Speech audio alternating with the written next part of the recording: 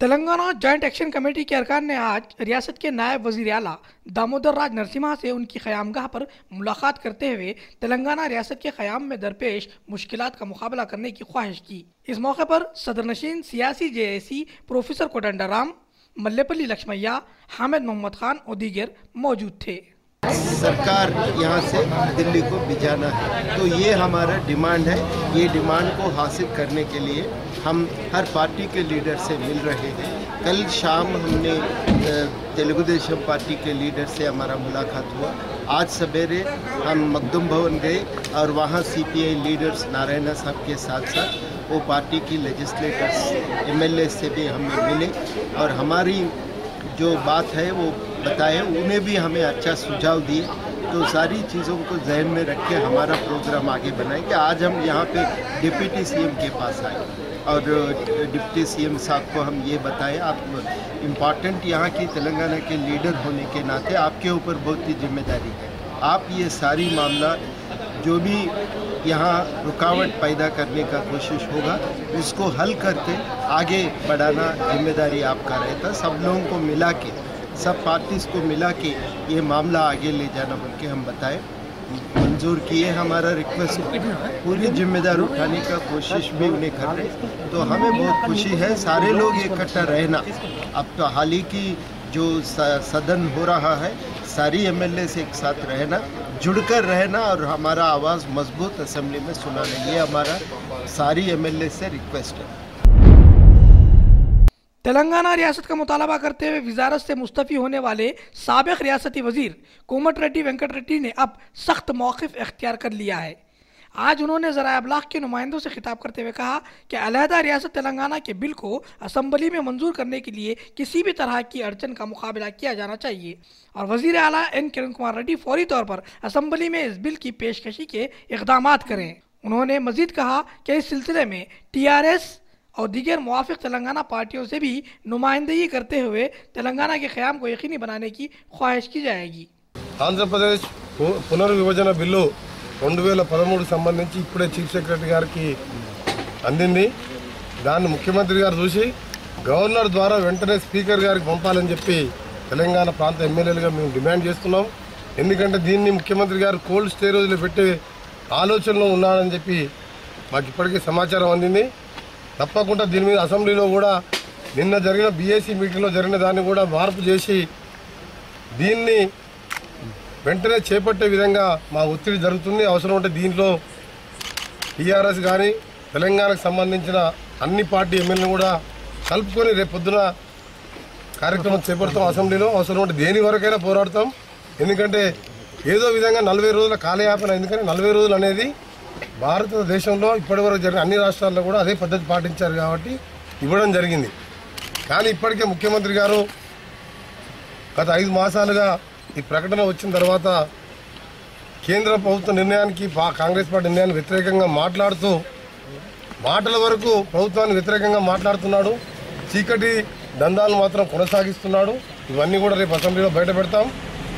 3 సంవత్సరాలుగా ఎన్ని ఫైళ్ళ మీద సంతకాలు పెట్టాడు, ఈ 5 మాసాలుగా ఎన్ని కాంట్రవర్సీ, ఆర్థిక లావాదేవీలు, భూదందాలకు సంబంధించిన ఫైళ్లు కూడా క్లియర్ చేసిన ఇవన్నీ కూడా మా దగ్గర ఉన్నాయి। తప్పకుండా సరైన సమయంలో బయట పెడతాం। ఇప్పుడే దిగ్విజయ్ సింగ్ గారితో మా తెలంగాణ ఎమ్మెల్యేలు కొందరు మేము కలిసి చెప్పడం జరిగింది। మళ్ళీ సాయంత్రం వారితో మళ్ళీ కలుస్తున్నాం లెక్కి గెస్ట్ హౌస్లో। ఏది ఏమైనా సరే రేపు బీఏసీ మీటింగ్ పెట్టి రేపో ఎల్లుండో చర్చ ప్రారంభించకపోతే తప్పకుండా అసెంబ్లీలో జరగబోయేది మీరే స్వయంగా చూస్తారు। ఎటువంటి దానికైనా సిద్ధమే। मजलिस एहतियातुल मुस्लिमीन के कारपोरेटर मोहम्मद गौस, जो कि बल्दिया में शालीबंडा की नुमाइंदगी करते हैं, आज रूपलाल बाज़ार में मुफ्त हेल्थ कैंप का इफ्तिताह अंजाम दिया। इस मौके पर गुरबा को न सिर्फ मुफ्त मायने किए गए बल्कि उन्हें मुफ्त दवाएं भी फराहम की गई।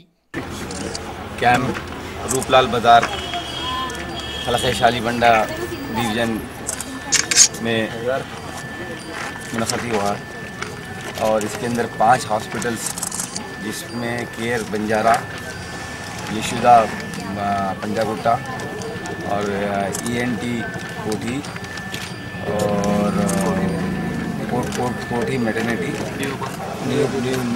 न्यू बन बेबी हॉस्पिटल और चार मीनार एरिया हॉस्पिटल।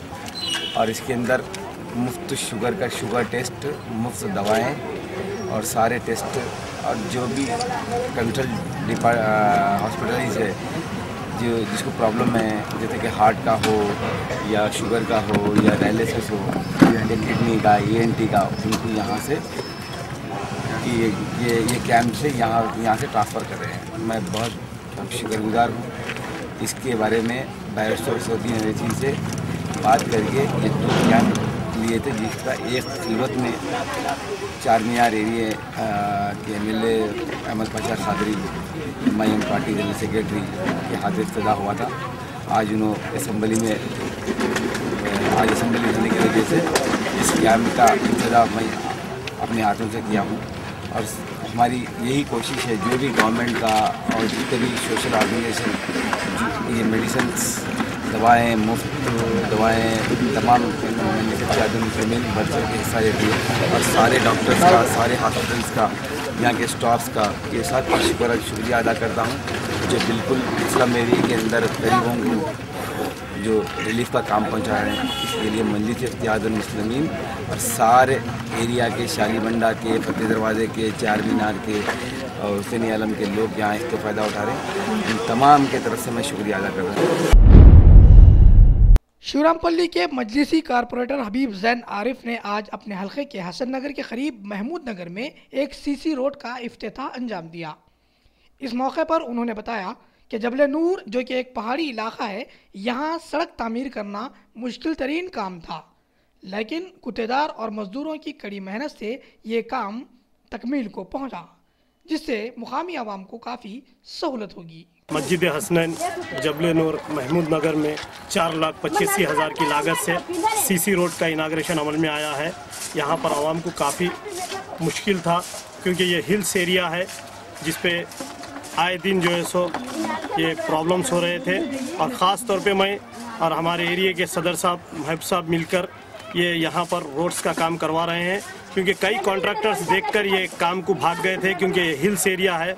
मगर अल्हम्दुलिल्लाह आज ये काम चालू हुआ है।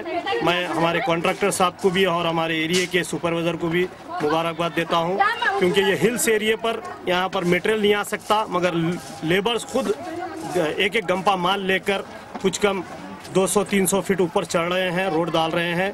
अल्हम्दुलिल्लाह हिल्स के माबाकी जो भी काम है हम इसी तरीके से अच्छे कॉन्ट्रैक्टर को दे के करवाएंगे और यहाँ की आवाम की जो भी तकलीफ है उसको दूर करेंगे। मैं और हमारे एरिया के सदर महब साहब, बैरिस्टर असदुद्दीन अवैसी साहब और हमारे अकबरुद्दीन अवैसी साहब, अहमद पाशा खादरी साहब का तहे दिल से शुक्रिया अदा करते हैं कि MIM पार्टी की तरफ से हमारे पास यहाँ पर जो डेवलपमेंट्स के काम हो रहे हैं, इंशाल्लाह मैं और मेरी पार्टी इसी तरीके से एक गली पहुँचकर जो काम है वो करवाएगी और आवाम को ज्यादा से ज्यादा सहूलत मुहैया करवाएगी। शुक्रिया। मजदूरों के हकूक़ के लिए आवाज़ उठाने वाली तंजीम CITU ने बल्दिया के आरजी मुलाजिमीन और जारोबकश खवातीन को PF और दीगर सहूलतें फराहम करने का हुकूमत से मुतालबा करते हुए आज संतोष नगर तायस्तन तक एक रैली का एहतमाम किया। बालिज़ाम पुलिस ने उन्हें गिरफ्तार करके पुलिस स्टेशन मुंतकिल कर दिया। राज्यसभा में सोमवार को लोकपाल विधेयक पर चर्चा होगी। लोकसभा में पारित होने के बाद विधेयक को राज्यसभा में रखा गया था, लेकिन गतिरोध उत्पन्न होने पर विधेयक को राज्यसभा की सिलेक्ट कमेटी को भेज दिया गया था। सरकार ने सिलेक्ट कमेटी की 13 सिफारिशों को माना। संसदीय कार्य मंत्री कमलनाथ ने कहा कि संसद के सत्र को जल्द समाप्त करने का सरकार का कोई इरादा नहीं है। लोकपाल के मुद्दे पर उन्होंने कहा कि लोकपाल बिल पास कराना सरकार की प्राथमिकता में है।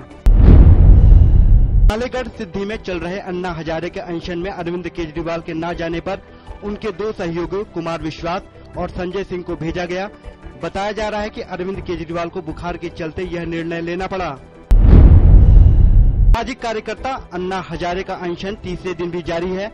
मेधा पाटकर ने रालेगढ़ में अनशन पर बैठे सामाजिक कार्यकर्ता अन्ना हजारे से मुलाकात के बाद पूछा कि सरकार लोकपाल बिल को पारित करवाने में अभी तक विफल क्यों रही है। उत्तर प्रदेश के मुजफ्फरनगर में दंगा पीड़ितों के राहत शिविरों में बच्चों की मौत पर उच्चतम न्यायालय का कड़ा रुख। न्यायालय ने इन खबरों की सत्यता का पता लगाने और इस बारे में कल से ही तत्काल कदम उठाने का उत्तर प्रदेश सरकार को दिया निर्देश। संसद की कार्यवाही आज भी विभिन्न मुद्दों पर हंगामे के चलते बाधित रही। विभिन्न मुद्दों को लेकर सदस्यों द्वारा किए जाने वाले शोरगुल के कारण सदन की कार्यवाही बार बार बाधित हुई, जिसके बाद लोकसभा और राज्यसभा की कार्यवाही को करना पड़ा दिन भर के लिए स्थगित। कानून मंत्री कपिल सिब्बल ने समलैंगिकता के मुद्दे पर सुप्रीम कोर्ट के फैसले पर ट्वीट करके कहा कि सरकार समलैंगिकता को अपराध के दायरे से बाहर लाने के लिए सभी विकल्पों पर विचार कर रही है। कांग्रेस अध्यक्ष सोनिया गांधी ने भी समलैंगिक अधिकारों के मुद्दे पर उच्चतम न्यायालय के फैसले से निराशा जताते हुए उम्मीद जताई है कि संसद इसका निराकरण करेगी। इलाहाबाद उच्च न्यायालय की पूर्ण पीठ ने उत्तर प्रदेश सरकार द्वारा आतंकवाद से जुड़े मामलों में आरोपियों के खिलाफ मुकदमे वापस लेने पर रोक लगाई। अपने फैसले में कोर्ट ने कहा कि राज्य सरकार को ऐसे मामलों में कार्रवाई करने का कोई अधिकार नहीं है। उत्तर प्रदेश सरकार द्वारा आतंकवादियों पर दर्ज मुकदमे वापस लिए जाने के मुद्दे पर इलाहाबाद हाई कोर्ट के फैसले पर प्रतिक्रिया देते हुए सपा नेता आजम खान ने कहा कि वे कोर्ट के फैसले का सम्मान करते हैं। उन्होंने कहा कि उन्हें न्याय प्रक्रिया पर पूरा भरोसा है। इलाहाबाद हाई कोर्ट द्वारा दिए गए फैसले पर प्रतिक्रिया देते हुए बसपा ने कहा कि अखिलेश सरकार को संवैधानिक संस्थाओं का सम्मान करना चाहिए। इलाहाबाद उच्च न्यायालय के फैसले पर प्रतिक्रिया देते हुए पूर्व गृह सचिव आर.के. सिंह ने कहा कि यह एकदम सही फैसला है। उन्होंने बताया कि प्रदेश सरकार केंद्रीय कानूनों से संबंधित मुकदमों की वापसी केंद्र की अनुमति के बगैर नहीं कर सकती। रमन सिंह ने आज छत्तीसगढ़ के मुख्यमंत्री के रूप में शपथ ली। विधानसभा चुनाव में जीत के बाद भारतीय जनता पार्टी की राज्य में तीसरी बार सरकार बनी है। रायपुर के पुलिस परेड मैदान में आयोजित समारोह में रमन सिंह को राज्यपाल ने पद और गोपनीयता की शपथ दिलाई।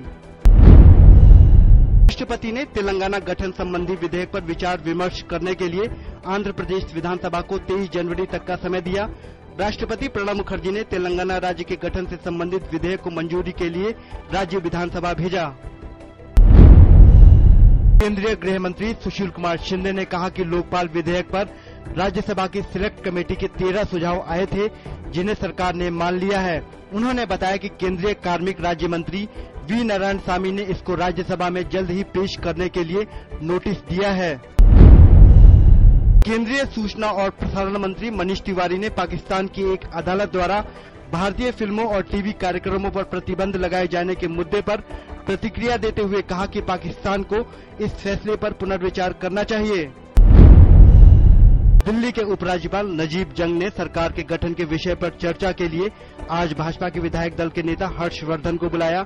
4 दिसंबर को हुए दिल्ली विधानसभा के चुनाव में किसी दल को स्पष्ट बहुमत नहीं मिलने से उभरी स्थिति के बाद उपराज्यपाल ने उठाया यह कदम।